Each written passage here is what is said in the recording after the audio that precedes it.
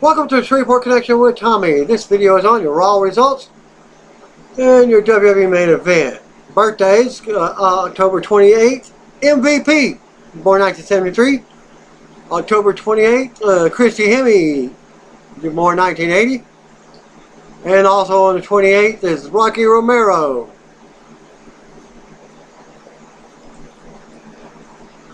Okay, T-Von Dudley's sons were at a WWE tryout, and the highlights can be found at this link.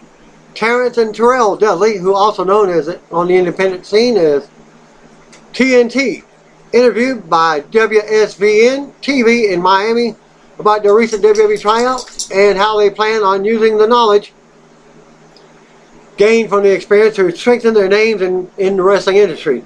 They also revealed why they use the 3D as their tag finisher when they believe that they'll be WWE bound, and what it was like growing up in the Attitude Era. If you didn't know, they were also in TNA wrestling. They commented on their recent tryout this past summer. Terrence said, "It went phenomenal. I think it went great.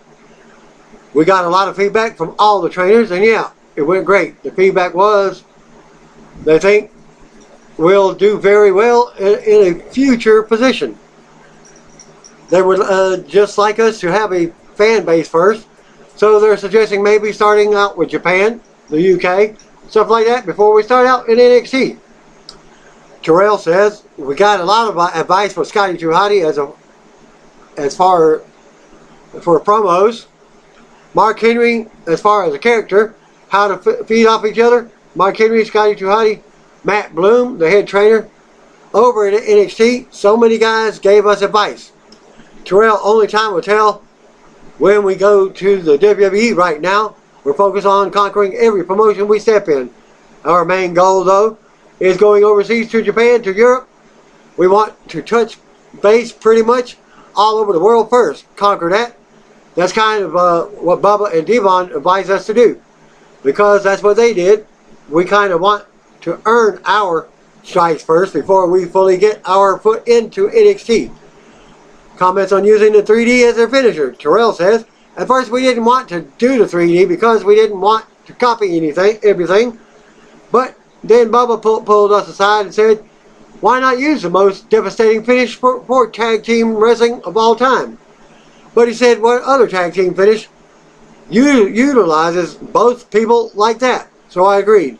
Then we talked about it, and we tried to come up with some weird finish where it was like a double Alabama slam. And then it just didn't really work. So we tried the 3D. We did our first 3D in Tampa for our first show, and we got a big pop. We were like, all right, we're going with the 3D. Growing up in the wrestling industry, Taryn says, we grew up in during the greatest era of wrestling, the Attitude Era. So how can you not fall in love with it?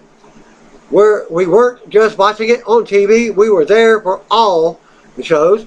Madison Square Garden, The Godfather, Chris Benoit, all the greats. I was actually there when our dad powerbombed Mae Young through the table. That was like the sickest moment. Those experiences we had, we fell in love with it." Well, day one of Jericho's Rock and Wrestling Cruise can be found in this thing. Also, Fozzy pics on the cruise at this link, several of them, and even a tweet from I Am Jericho, and Chris Jericho himself, 30-minute till the @Jericho_cruise pushes off, and at Fozzy Rock hits the stage. Have a blast, everybody, and thanks for being a part of the #Rock and Wrestling Rager at Port of Miami Cruise Terminals, and that link there for you. Glenn Gilberti, also known as Disco Inferno, was scheduled to take part in the cruise. Jericho revealed on Twitter that he didn't make the trip due to failing to obtain the necessary documentations. At Mark Madden X, why is at the Real Disco suddenly off the I Am Jericho cruise? I am told he was caught trying to smuggle drugs in his nose. Hashtag Buglebeak. And I am Jericho. Chris Jericho tweeted to Mark Madden, "Nah, he was just too stupid to get a proper ID. And he only had 13 months to do so." At the Real Disco. Set sail out of Miami, Florida last Friday and featured a full lineup of events, including the Sea of Honor 16-man tournament and the Bullet Club, Kenny Omega, Cody Rhodes, and Marty Scurll versus Alpha Club, Young Bucks, and Chris Jericho as your main event. The 6-man tag match took place last night at Wrestling Inc. Learn signs were around the top deck, and an announcement was made for fans not to take photos or videos of the match. That's not going to happen.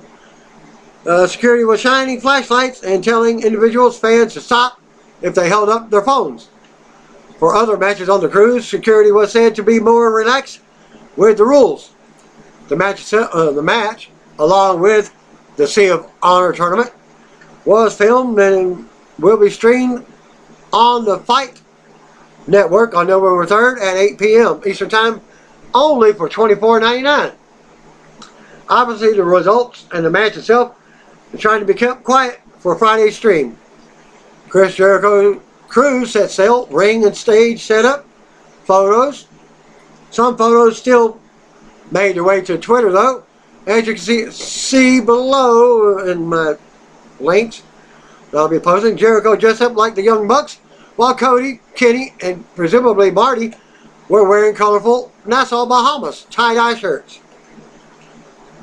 Tiffany, hashtag Jericho Cruise, hashtag All In, at Star Wars Tiffany, the Bucks of Jericho, or is it Y2 Jackson? Hashtag Jericho Cruise, at Jericho_Cruise, at I am Jericho, at Nick Jackson YB, at Mac Jackson 13, at this link. At Tiffany again. Hashtag Jericho Cruise, hashtag All In, at Star Wars Tiffany, the American Nightmare, and the Cleaner. Hashtag Jericho Cruise, at Cody Rhodes, at Kenny Omega Man X, at Jericho_Cruise, at this link. Pictures. And your third one, Tiffany again. I won't even say her name. At Star Wars Tiffany. Alpha Club, Bullet Club, the Elite, whatever you call them. The fact remains, these 6 men are professional wrestling. I can't wait to see what they do next. I am so thankful. I'm here on the hashtag Jericho Cruise with them at this link.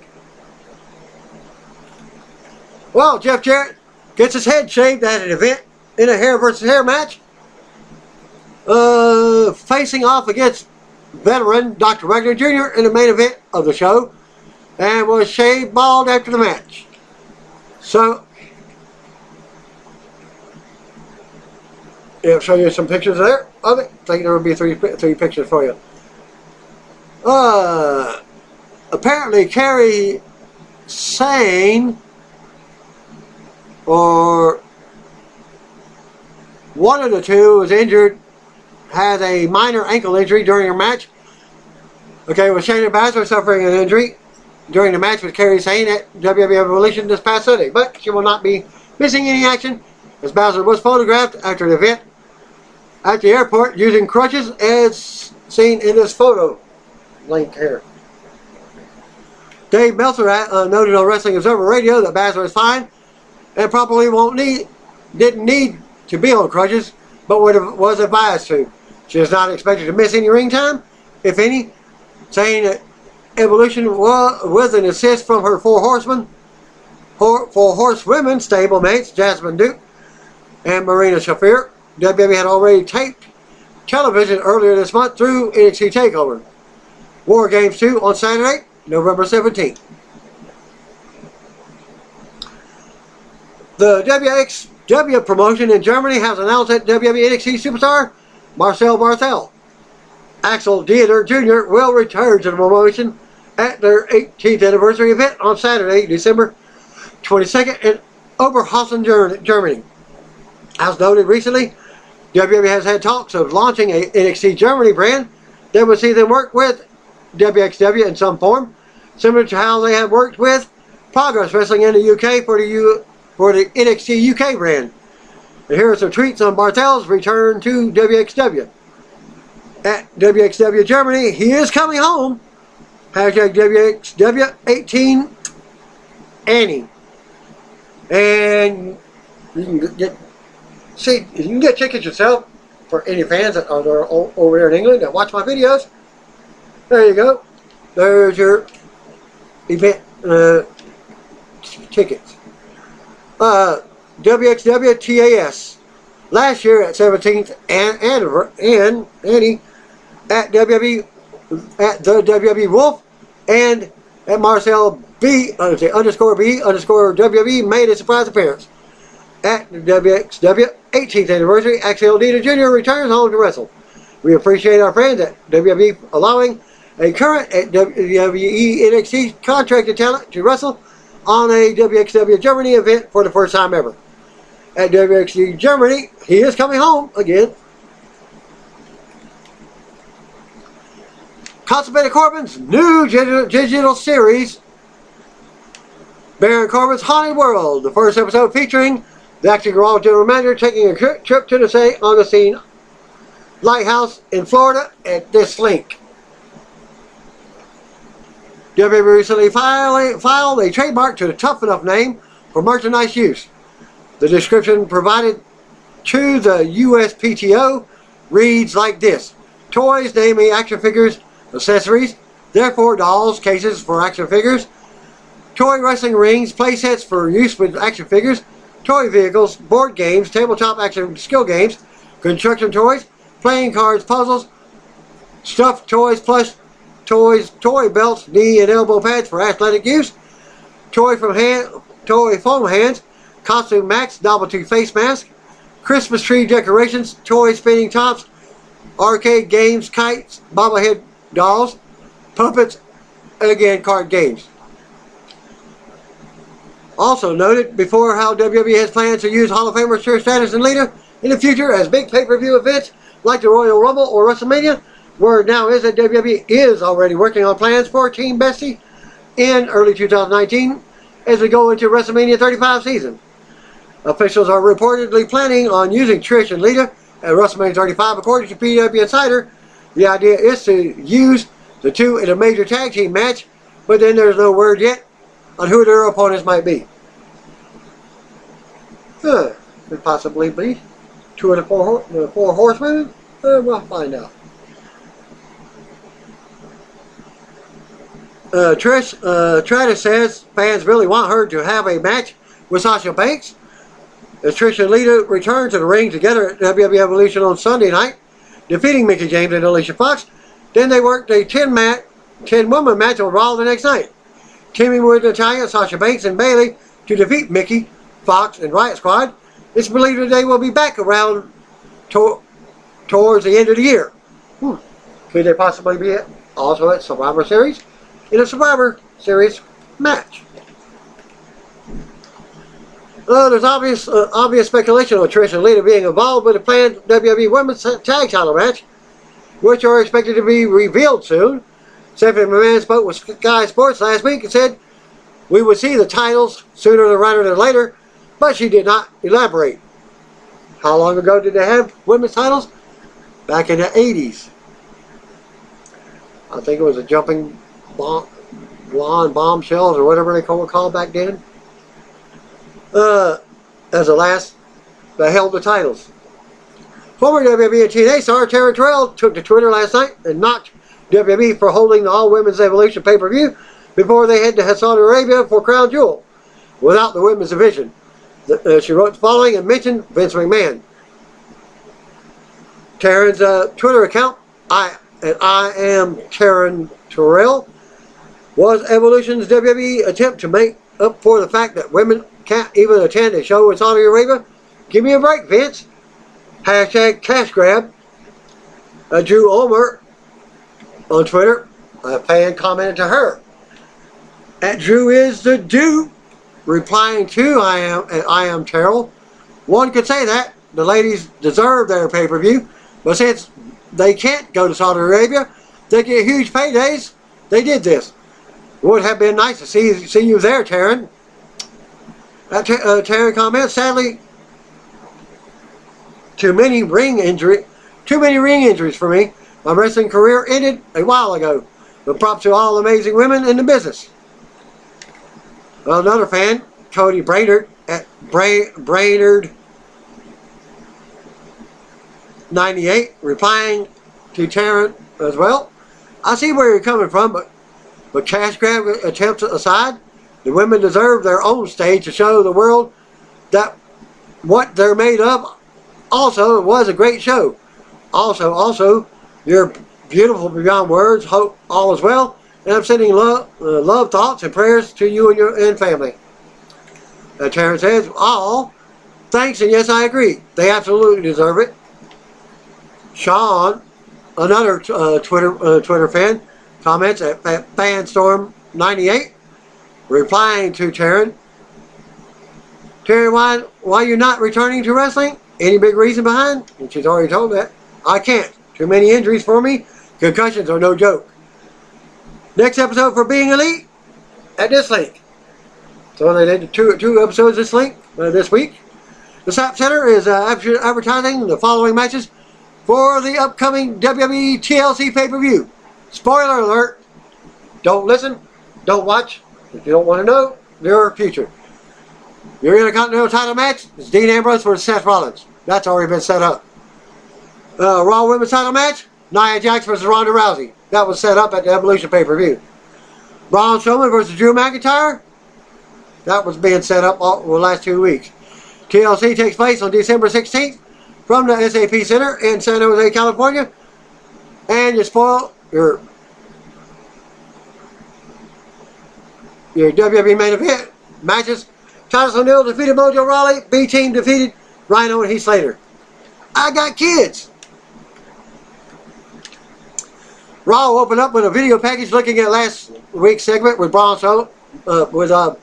Roman Reigns announcing his battle with leukemia. Live from the Spectrum Center in Charlotte, North Carolina, JoJo introduces acting Raw General Manager, Constipated Corbin. Constable Corbin, who is now your acting Raw General Manager, who is in the ring. Corbin, who is holding the vacant WWE Universal title, says last week was one of the most emotional nights of his career. Corbin says that it was that last week, and life moves on. Fans boo him. Corbin respects Reigns personally, but professionally, he hopes Reigns doesn't come back to Raw. Corbin says we all know that the title looks good on him. As Constipated One says, Reigns made his job very difficult, which is why, and the music interrupts and out comes Brock Lesnar to a big pop. Heyman is also with him. Michael Colesaw welcomes us to the show. He's joined there by Corey Graves and Renee Young. Constipated One tells the crowd to give it up for Lesnar.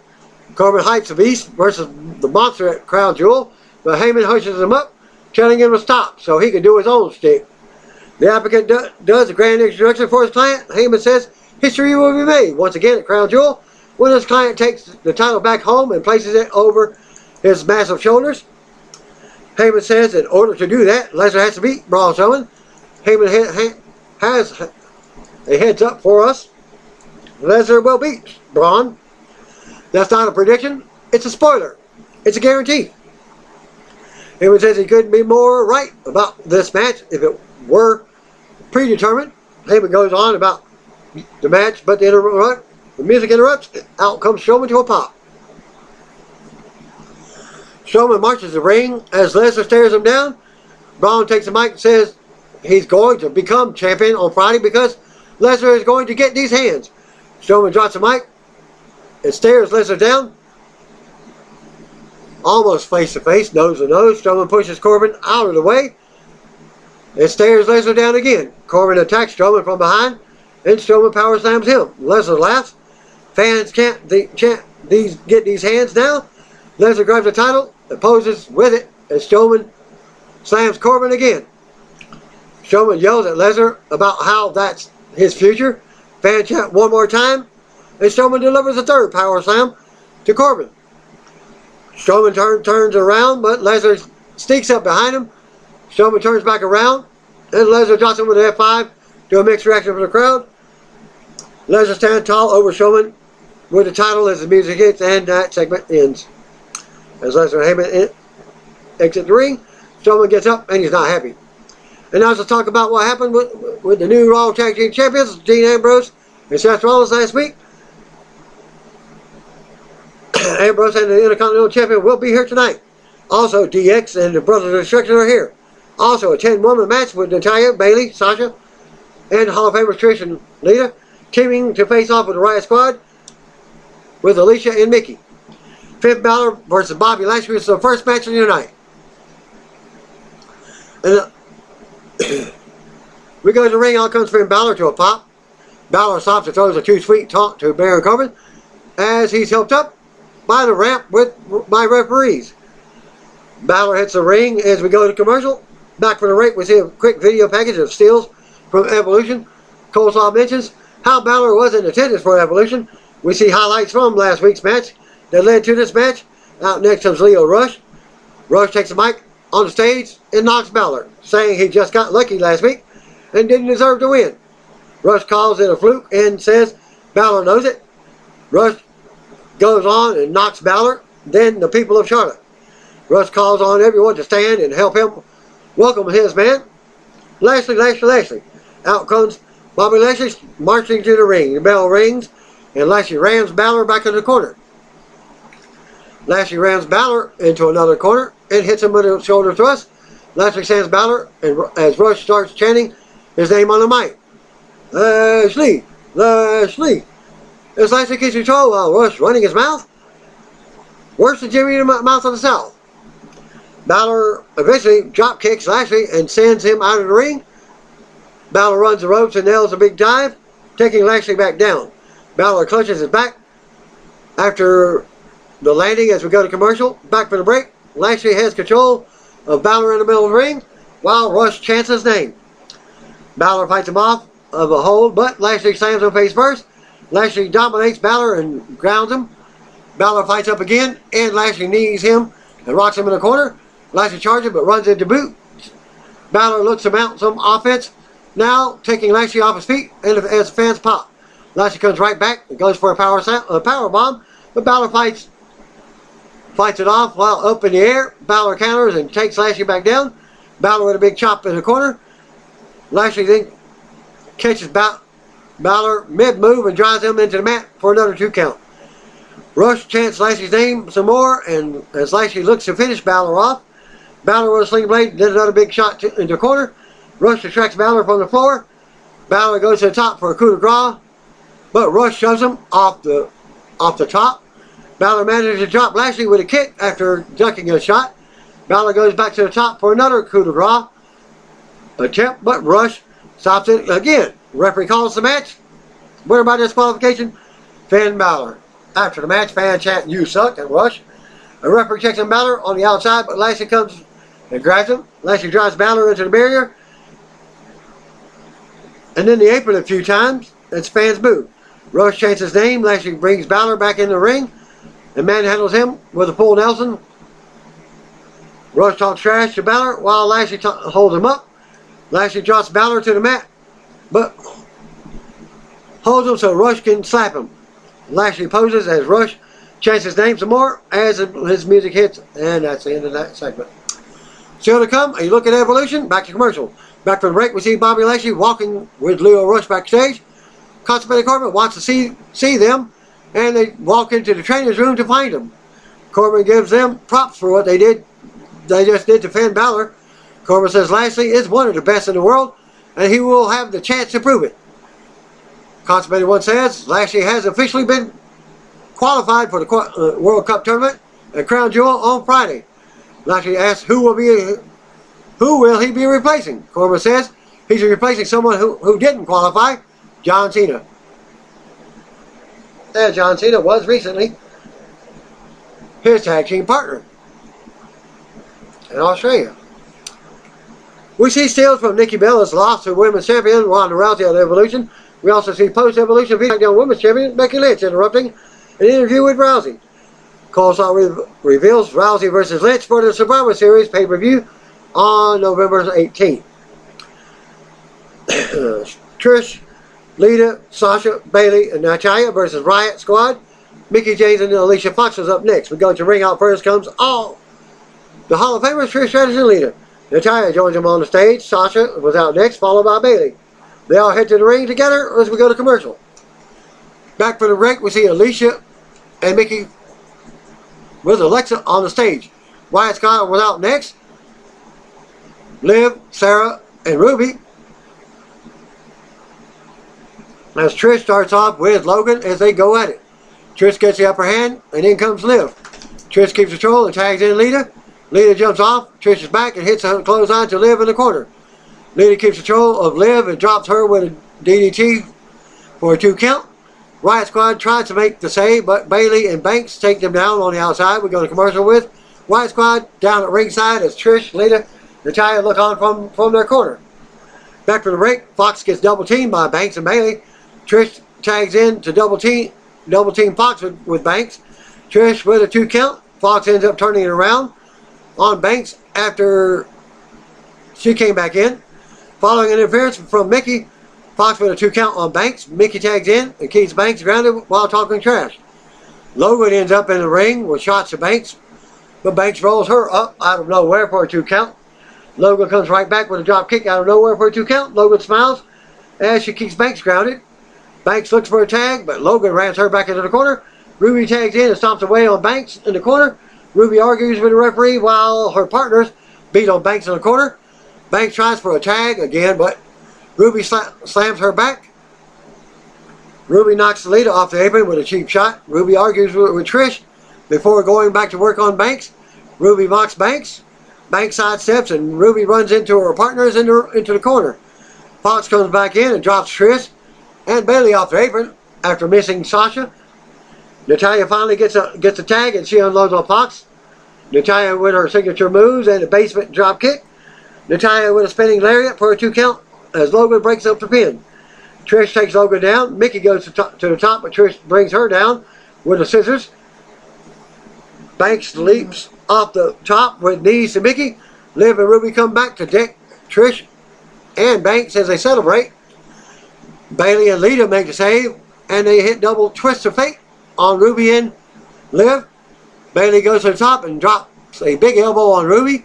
Lita goes to the top and hits the Lita salt on Liv for a pop. Fox grabs Lita, but Lita counters and Natalia follows up with a hard attack.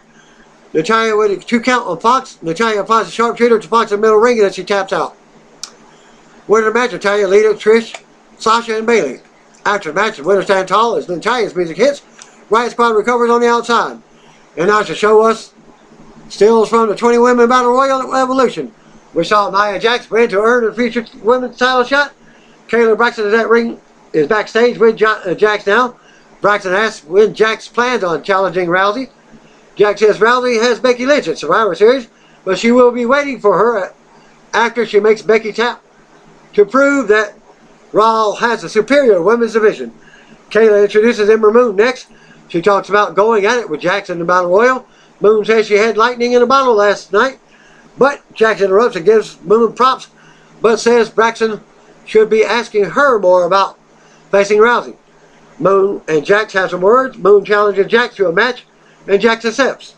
Jax says she beat Moon last night, and will do it again tonight, as Jax walks off. Announcers talk about Jax and Tamina paying a tribute to Roman Reigns in the Battle Royal Evolution. We see footage of Dean Ambrose turning on Seth Rollins after their Raw Tag Team title win on last week's show. Ambrose and Rollins will be here tonight. Cole's all leads us to a video package of DX versus Brothers of Destruction at Crown Jewel. Both teams will be here tonight. We briefly hear Elias in the ring with his guitar. Match commercial, back for the break. We see stills from Evolution. We go to the ring for the Elias segment with his guitar. Elias says, "He's the truth, and what he says will set us free." He goes on and reminds us what WWE stands for is Walk with Elias. Elias lets out a woo chant as we're in Flair country tonight. Elias says he came to Charlotte early today because WWF Hall of Famer Ric Flair wanted to hang out with him. Elias claims Flair said Elias is his favorite. Elias says Flair gave him props for what he did to Baron Corbin last week. Elias shows us a replay of the guitar shot to Corbin and says this one is for Rick. Elias says as much as it hurts him to break one of his beautiful guitars, that one felt good. He planned on singing a song to Corbin tonight, but he probably can't make it out here because of what Braun Strowman did to him earlier. Elias says he can't let this song go, and he can't let Corbin off that easy, so he's headed to the back to bring the music to Corbin's face. Elias leaves the ring with his guitar and heads to the back. Camera cuts backstage for the announcers. We see Dana Brooke stop Elias in the back. She asks him to play her a song, and he says no.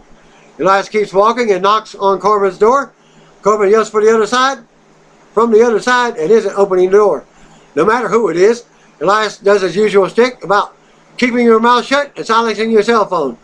He starts playing a song outside of Corbin's door. The song takes shots at Corbin. Corbin comes out, and Elias keeps playing. He calls Corbin Stephanie's little bitch. And as Corbin goes back inside, Jinder Mahal suddenly attacks out of nowhere and destroys Elias. Corbin comes back and says it looks like Jinder just tuned Elias up. Corbin says Elias better get to the ring for his encore because he's in action next. So that matches up next, Elias versus Jinder. Back from the ring. Well, I think I fell asleep. I fell asleep like 3 times during the Raw. Dealing with a chest cold and sinus infection, draining and what have you.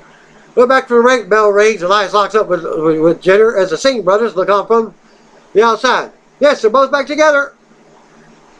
So it's 3 versus 1. Elias looks to take control, but he's selling the beat down from earlier. Jinder slams Elias to the mat, kicks him in the injured ribs. Jinder tosses away in the corner. Jinder keeps control and grounds Elias in the middle of the ring now. Jinder with a abdominal stretch to Elias, keeping focus on the ribs. Jinder with a waist lock, but Elias fights out with elbows. They trade strikes in the middle of the ring now. Elias blocks a counter in the corner and mule kicks Jinder away. Elias unloads in the corner as the referee warns him and fans cheer him on. Jinder counters and scoops Elias on his shoulders, but Elias slides out. Elias with a knee and a drift away for the pinfall. After the match, Elias recovers and clenches his ribs as his music plays. And announcers plug a replay of the opening segment where Corbin, Strowman, and Lesnar, and then hype to Crown Jewel. So the Cup segment is a special look at the WWE Hall of Famer Kurt Angle ahead of World Cup. Back to commercial. Back from the break, we see some of the mainstream media attention given to Evolution. Announcers hype Crown Jewel and the World Cup tournament. Brackets are WWE Continental Champion Seth Rollins versus Bobby Lashley, and the WWE Hall of Famer Kurt Angle versus Dolph Ziggler on the Raw side. And then plus Jeff Hardy versus Miz and Rey Mysterio versus Randy Orton on SmackDown side.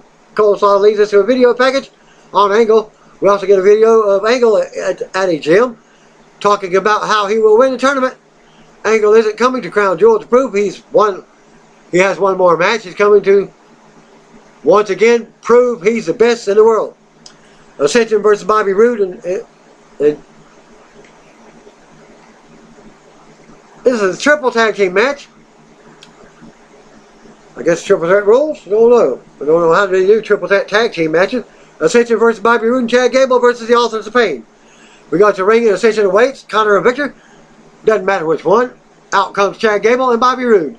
We get a sidebar video from earlier today with Roode and Gable showing their friendship. Out next comes a common wrestler, the Authors of Pain. They are led to the ring by WWF 205 Live General Manager Drake Maverick, their manager.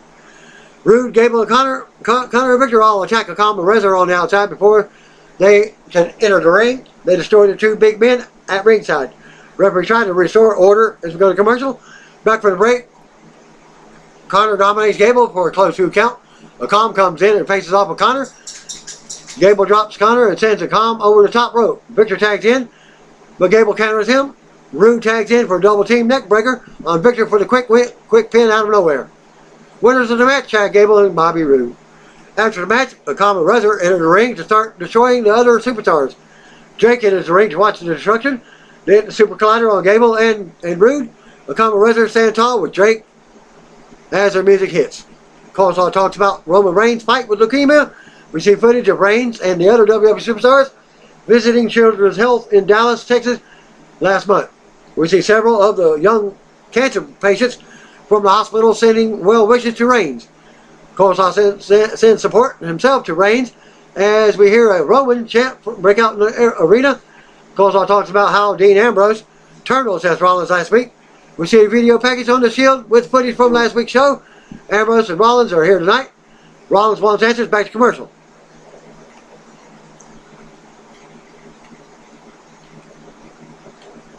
And I did wake up from this segment.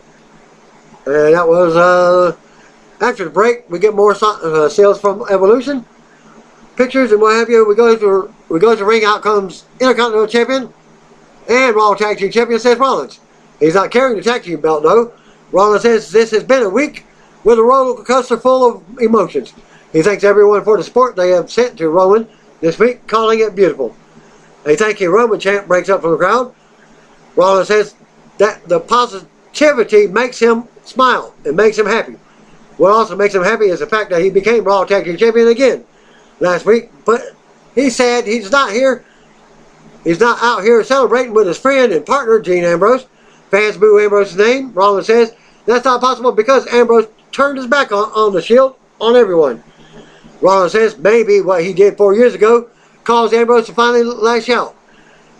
Rollins feels frustrated and confused. He says the only person that has the answers is Ambrose, but Ambrose is the kind of guy who won't be found if he doesn't want to be found. Rollins says he didn't call or text because he knew for sure that he would be able to find Ambrose at Raw tonight. Rollins says as a friend and a brother, he is calling Ambrose to the ring to tell us why. Rollins says Ambrose wanted the spotlight and now he can have it. Music hits and Rollins looks, but Ambrose isn't there. As the Dirty Deeds music plays for Ambrose, he finally appears in the crowd, Shield style, but Rollins says Ambrose is mocking the Shield. He calls Ambrose to the ring to give him the answers he deserves like a man. Rollins says at least when he put the knife in Ambrose's back, he had the decency to look him in the eye and tell him why he was doing it. Rollins gets upset and tells Ambrose to come to the ring and face him like a man. Ambrose, who does not have a tag team belt either, looks to take the mic from the steps in the crowd, but he changes his mind to some boos. A "You sold out" small chant breaks out from the crowd, as I can hear that a little bit. Rollins says Ambrose really is a cold-hearted bastard. Rollins says Ambrose spat on the Shield during their emotional night. Somehow, some way, Ambrose made it all about him on the night Reigns went to battle leukemia. Rollins goes on and says he is fixed on Ambrose for as long as he lives, and he will make Ambrose's life a living hell. Rollins says maybe it wasn't a nickname. Maybe Ambrose really is a soulless lunatic. Ambrose looks to take the mic again, but doesn't. Rollins says Ambrose can stay up there because he's coming up to beat him within an inch of his life. Rollins leaves the ring, but Ambrose walks away. Rollins watching from ringside and is fumed. Rollins returns to the ring and grabs the title as his music hits. Charlie Cruz is backstage with Bobby Lashley and Leo Rush, asking about his spot in the World Cup and what it would mean to be the best in the world with a tournament win. Rush praises Lashley and mentions how he's a former MMA champion. Rush says Seth Rollins doesn't stand a chance against Lashley, especially in the state of mind we just saw him in. Rush goes on about Lashley, how Lashley is money, and says Lashley will prove that he is the best in the world as they walk off. And now to take another look at the World Cup brackets and Hype Crown Jewel on the WWE Network, as Coleslaw leads us to a video package for DX versus Brother Destruction. Both teams will be here tonight. Next, we got Nia Jax versus Ember Moon, as the match was made earlier. We go to the ring, and out comes Nia Jax back to commercial. Back from the break, Jax waits in the ring as Ember makes her way out. Bell rings, and Moon nails the drop kick to start. Moon looks to mount more offense and sends Jax into the corner. Moon goes to the top, but Jax cuts her off with a forearm to the jaw. Jax places Moon on her shoulders, but Moon slides out. Moon fights back, but Jax levels her. Jax keeps her hold and drops an elbow in the middle of the ring. Jax with a 2 count. Jax with a big lariat before keeping Moon locked in her bear hug. Jax ends up running into the ring post after Moon moves out of the way. Moon climbs to the second turnbuckle and leaps out to the floor, taking Jax back down. The referee counts as they are both down on the outside. They return to the ring, but the music interrupts. Out comes Tamina Snuka. Jax and Moon stare her down. Jax takes advantage and drops Moon. Jax nails the leg drop and covers Moon for the pinfall. After the match, Jax and Snuka stare each other down. Snuka steps up on the apron, but jumps back down as Jax's music hits. The stare down continues. And there's a high crown jewel again as we go over the card. So to come segment, the Raw debut of the Lucha House Party. We go to commercial. And I actually saw part of this match. I think I went and got something to eat and the match was over. In the kitchen. Lucha House Party versus the Revival. Back from the break, out comes the Lucha Party for their Raw debut. Kalisto and Grand Metallic with Luis Dorado. The Revival, Scott Dawson and Dash Wilder are waiting in the ring. Dash starts off with Kalisto and starts beating on him. Kalisto turns around and drop kicks Dawson as he runs in. Dorado tags in and helps unload. They take the Revival down on the floor at the same time. They return to the ring and do the Lucha chant now. Dash comes back in and turns it around on Kalisto. Dawson tags in and keeps the attack going on Kalisto. Dawson with a snap suplex before keeping Kalisto grounded. Kalisto ends up fighting off both opponents. Dawson drops Dorado off the apron to prevent the tag. Dawson then floors Kalisto with a big forearm. Dawson has words with Metallic, who taunts him from the floor. Dawson turns around to the Solito del Sol from Kalisto. Dorado springboards in and takes out Dash as he charges in. Kalisto covers Dawson for the pin and the win. Where does match Lucha House Party? After the match, Lucha Stars hits it back. It's a music plays. We get replays.